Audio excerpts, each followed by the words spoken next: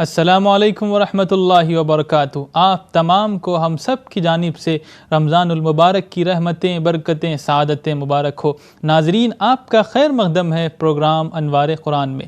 آج کی اس محفل میں قرآن کے 100 پارے کی تفسیر پیش کی جائے گی، جس میں لا یحب اللہ کے 4 رکوع اور سورہ مائدہ مکمل طور پر شامل ہیں۔ تو آئیے شامل ہوتے ہیں پروگرام تفسیر قرآن میں۔ نحمدہ و نصلی علی رسولہ الکریم، اما بعد۔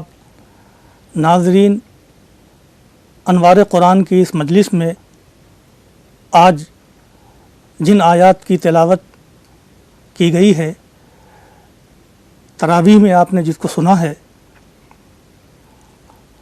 ان آیات کا خلاصہ پیش کیا جائے گا جو سورہ نساء کی آخری آیات اور سورہ المائدہ کی مکمل آیات پر مشتمل ہے۔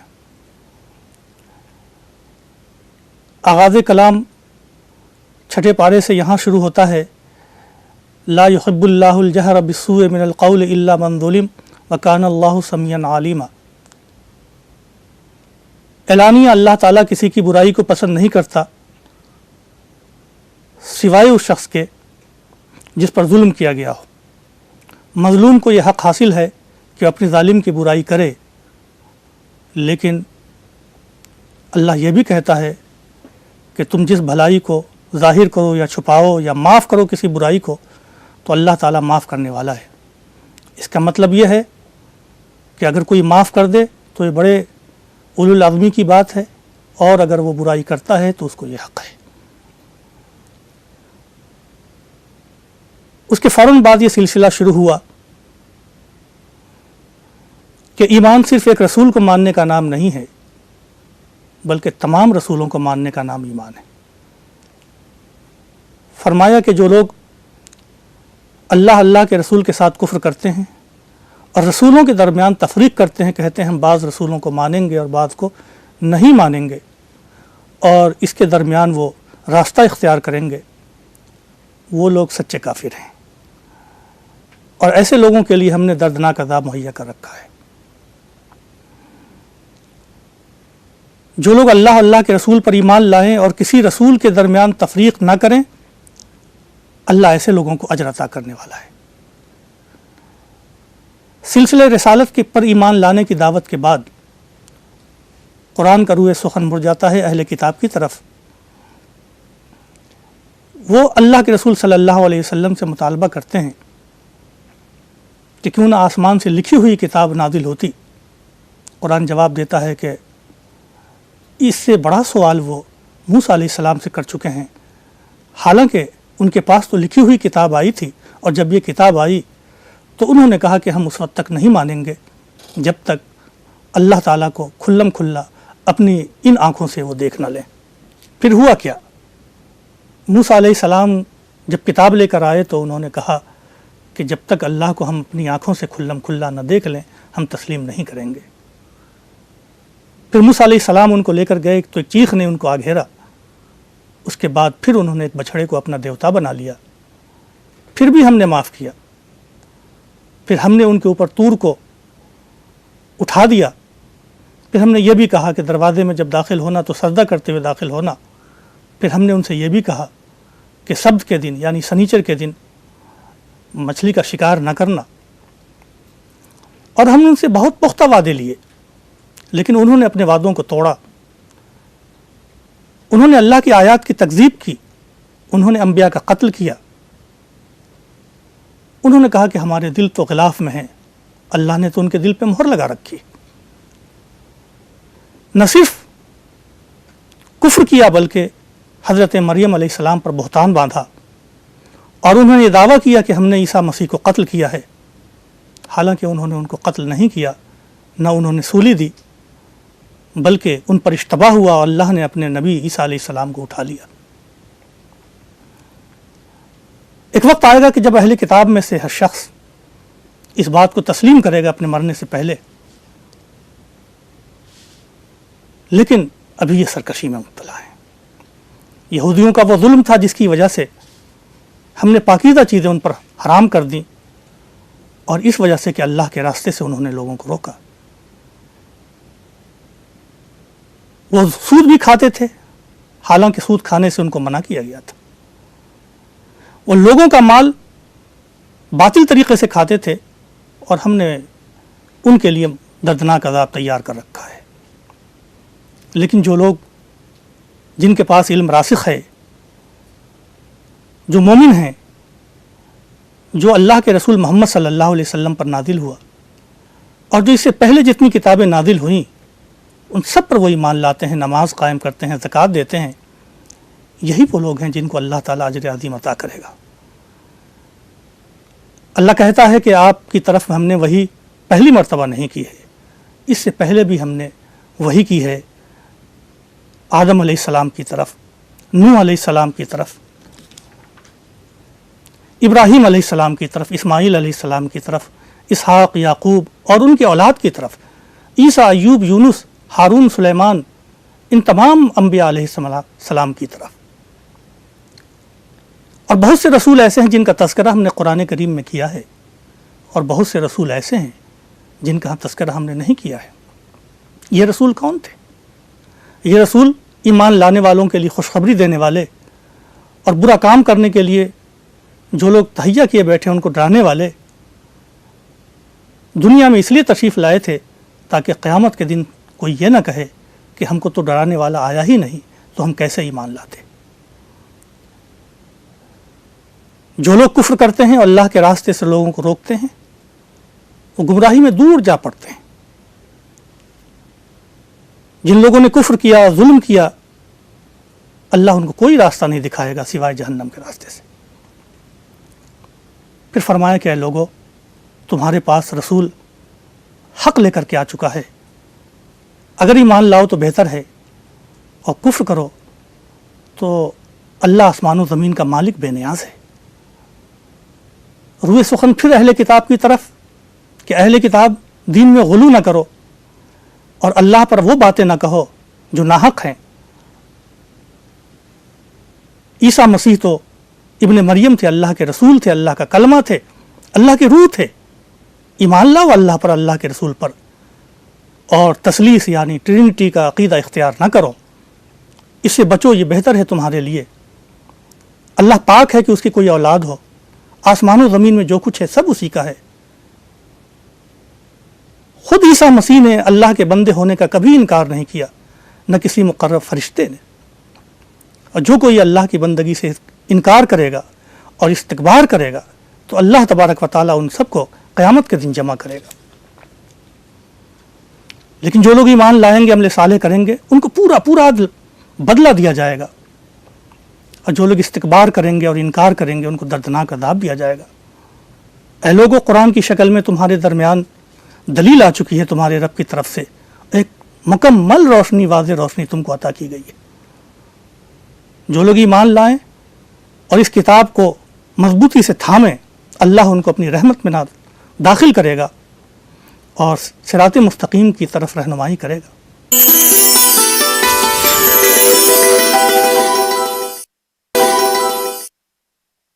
اس سورے کے آخر میں ایک چھوٹی سی بحث میراث کی ہے، کلالہ کی۔ کلالہ اس کو کہتے ہیں جس کے تو نہ ماں باپ ہو نہ اولاد ہو۔ ایسے شخص کی وراثت کا کیا مسئلہ ہوگا، اس کے بارے میں یہاں تفصیل دی گئی، اور اس سورے کے شروع میں بھی تھوڑی بات عرض کی گئی ہے۔ اس کے بعد ایک دوسری سورہ شروع ہوتی ہے، وہ سورہ المائدہ ہے۔ المائدہ دسترخوان کو کہتے ہیں۔ یہ نام اس لیے پڑا کہ اس سورے میں ایک جگہ آئے گا کہ عیسیٰ علیہ السلام کے دوستوں نے، حواریوں نے مطالبہ کیا تھا کہ اللہ آسمان سے ایک دسترخوان بھیجے ہم جس پہ کھائیں۔ حضرت عیسیٰ نے دعا کی اور اللہ نے دعا قبول کی۔ یہ سورہ اس گروپ کی جو سورہ البقرہ سے شروع ہوتی ہے، آخری سورہ ہے جو مدینے میں نازل ہوئی۔ سورہ المائدہ میں 112 آیات ہیں، اور اس میں احکام الہی کی تفصیل کے ساتھ اہل کتاب یعنی یہود و نصارہ اور مشرکین کے عقائد، ان کے رویے، ان کے اخلاق، ان کے کردار اور ان کے مذہبی مضمومات پر تفصیل سے روشنی ڈالی گئی ہے۔ ابتدا یہاں سے ہوتی ہے کہ لوگوں اپنے وعدے کو پورا کرو، جانوروں میں ہر طرح کے جانور تمہارے لیے حلال ہیں سوائے ان جانوروں کے کہ جن کا تذکرہ آگے آئے گا۔ اے لوگوں، اللہ کے شعائر کو حلال نہ کر لو، نہ حرام کے مہینے کو حلال کر لو، نہ ہدی کو نہ قلائد کو حلال کر لو۔ ہدی اور قلائد ایام حج میں جو جانور ذبح کے لیے لے جائے جاتے ہیں ان کی طرف اشارہ ہے۔ اور زیادتی نہ کرو، نیکی اور تقوی کے کاموں میں ایک دوسرے کا تعاون کرو، اور برائی اور زیادتی کے کاموں میں ایک دوسرے کا تعاون نہ کرو۔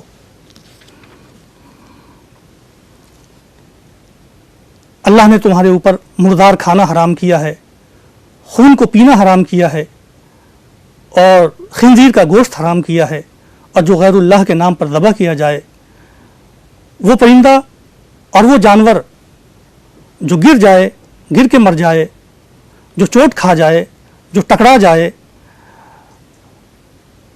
اور جس کو درندے پھاڑ کھا جائیں سوائے اس کے جن کو تم نے ذبح کیا ہو، وہ جانور بھی حرام ہیں کہ جو کسی بت کے نام پر ذبح کیا جائے۔ آج ہم نے تمہارے لیے تمہارا دین مکمل کر دیا ہے، اپنی نعمتیں تم پر تمام کر دی ہیں، اور تمہارے لیے اسلام کو ہم نے منتخب کر لیا ہے۔ جو استرار میں ہو،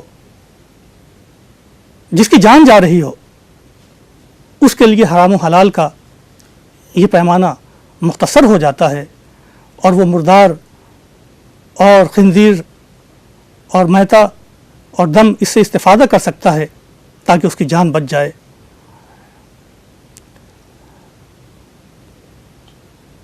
آگے فرمایا کہ اہل کتاب کا جو ذبیحہ ہے وہ تمہارے لیے حلال ہے، اہل کتاب کی جو عورتیں ہیں وہ بھی تمہارے لیے حلال ہیں، لیکن تمہارا کام ہرس رانی کرنا نہ ہو بلکہ پاک دامنی اختیار کرنا ہو۔ جو ایمان کے بعد کفر کرے گا اس کے اعمال ضائع کیے جائیں گے۔ پھر فرمایا کہ جب نماز کے لیے کھڑے ہو تو وضو کا اہتمام کرو، پھر وضو کے ارکان بتائے گئے، پھر تیمم کے احکام بتائے گئے۔ حاضرین، یہ جاننا بہت ضروری ہے کہ قرآن کریم نے کہیں تو میتا کا ذکر کیا ہے، کہیں وضو کا ذکر کیا ہے، اور کہیں خواتین کا ذکر کیا ہے۔ اس میں باہم کوئی ربط نظر نہیں آتا، لیکن اگر آپ غور کریں تو قرآن کریم کے اندر ایک بہت حکیمانہ ربط ہے۔ اصل میں قرآن حلت بیان کرنا چاہتا ہے، ہر چیز کی شاہ کلید کیا ہے۔ جانور حلال ہوتے ہیں ذبح کرنے کے بعد، عورتیں حلال ہوتی ہیں نکاح کرنے کے بعد، اور نماز قائم ہوتی ہے وضو کرنے کے بعد۔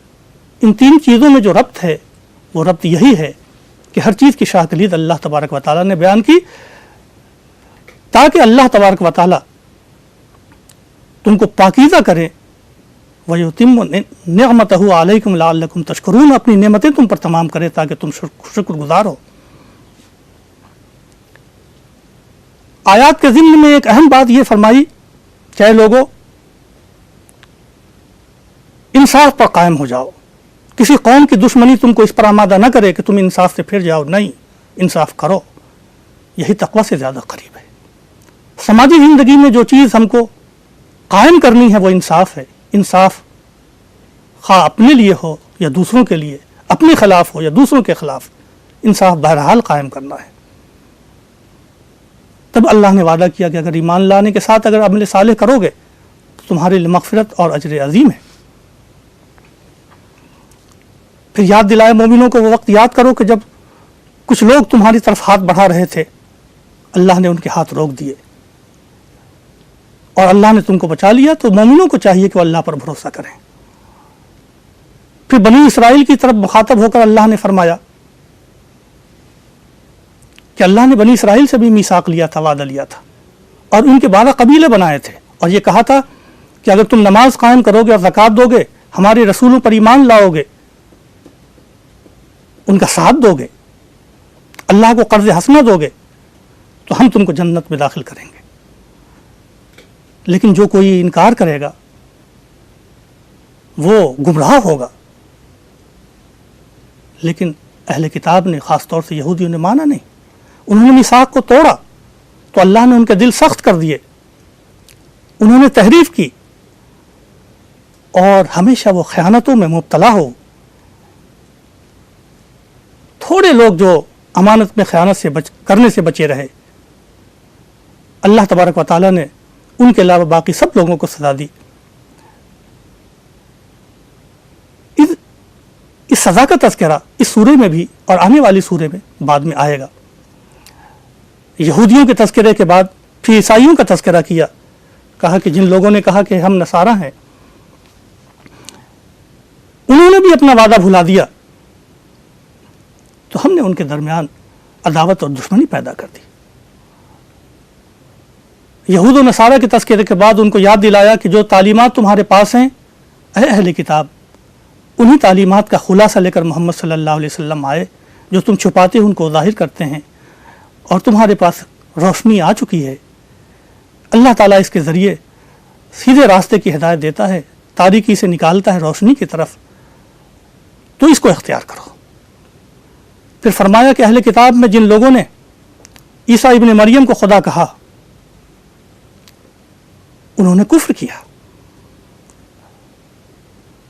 اللہ کے لیے آسمان و زمین اور اس کے درمیان جو کچھ ہے سب اس کی ملکیت ہے، اللہ ہر چیز پر قادر ہے۔ یہود و نصارہ نے کہا کہ ہم اللہ کے بیٹے اور اس کے چہیتے ہیں۔ قرآن سوال کرتا ہے کہ اگر آپ ان کے بیٹے اور چہیتے ہیں تو اللہ نے کیوں سزائیں دی آپ کو آپ کے گناہوں کے بدلے میں؟ فرمایا نہیں، تم بھی عام لوگوں کی طرح انسان ہو، اللہ جس کو چاہے گا معاف کرے گا اور جس کو چاہے گا سزا دے گا۔ اے اہل کتاب، ایک مدت بعد ہمارا رسول تمہارے پاس آیا ہے، تاکہ قیامت میں یہ نہ کہہ سکو کہ ہمارے پاس کوئی بشیر و نذیر نہیں آیا۔ تمہارے پاس بشیر و نذیر آ چکا ہے، تمہیں اسے اختیار کرنا چاہیے۔ یہی وہ بات ہے جو حضرت موسیٰ علیہ السلام نے اپنی قوم کو یاد دلائی تھی۔ کہا تھا، اے لوگو، اللہ نے تمہارے درمیان نبی بنائے اور اللہ نے تمہارے درمیان بادشاہ بنائے۔ اے لوگو، ارض مقدسہ میں داخل ہو جاؤ، اس کو فتح کرو، اور وہاں جا کر آباد ہو جاؤ اور مرتد نہ ہو۔ مگر ہائے رے بدقسمتی، یہودیوں نے اپنے نبی سے کہا کہ اے موسیٰ، وہاں کے لوگ بہت سخت گیر ہیں، ہم وہاں نہیں جائیں گے، تم جاؤ، تمہارا خدا جائے، دونوں مل کر کے لڑے، ہم یہاں بیٹھے تماشا دیکھیں گے۔ موسیٰ علیہ السلام نے دعا کی کہ خدایا، میں صرف اپنے بھائی کا مالک ہوں، اب اس فاسق قوم کے درمیان تفریق کر دے۔ اللہ تعالیٰ نے کہا اس کو سزا دیں گے، اور سزا یہ دی کہ 40 سال تک وہ میدان تیہ کے اندر گردش کرتے رہے۔ حضرت موسیٰ علیہ السلام کے تذکرے کے بعد روح سخن حضرت آدم کے 2 بیٹے حابیل و قابیل کی طرف مڑ گیا ہے۔ اللہ تبارک و تعالیٰ نے فرمایا کہ حابیل و قابیل یہ 2 بیٹے تھے آدم کے، اللہ نے حابیل کی قربانی تو قبول کر لی اور قابیل کی قربانی قبول نہیں کی۔ اس نے حسد کے مارے یہ کہا کہ میں تجھے قتل کر دوں گا۔ بھائی نے کہا کہ اگر تو ہاتھ اٹھائے گا قتل کرنے کے لیے تو میں قاتل کی صف میں کھڑا نہیں ہوں گا، میں ہاتھ نہیں اٹھاؤں گا۔ وہ بدبخت اس نے اپنے بھائی کو قتل کر دیا، لیکن اس کی عقل ماری گئی، وہ سمجھ نہ سکا کہ اس لاش کو دفن کہاں کرے۔ اللہ تعالیٰ نے ایک کوے کو بھیجا جس نے دوسرے کوے کو مارا اور زمین کھود کر اس کو دفن کر دیا۔ کہنے لگا، ہائے میری بدبختی کہ آج میں اس کوے سے بھی زیادہ عاجز ہو گیا۔ پھر اس نے اس لاش کو اس زمین کے نیچے دفن کیا۔ یہاں ایک خاص بات جو قرآن کریم کہتا ہے، جو پوری دنیا انسانیت کے لیے کیا ہے، اس کے بعد ہم نے بنی اسرائیل کے اوپر یہ لازم کر دیا کہ جو شخص کسی ایک جان کو قتل کرے گا اس کا گناہ اتنا ہے کہ جیسے اس نے پوری انسانیت کو قتل کر دیا۔ یعنی ناحق کسی ایک جان کو مارنا اتنا بڑا جرم ہے کہ جیسے اس نے پوری سوسائٹی کو قتل کر دیا ہے۔ اور اگر کسی نے کسی ایک جان کو بچا لیا تو اس کو اللہ کے نزدیک اجر اتنا ہے کہ جیسے اس نے پوری سوسائٹی کو بچا لیا۔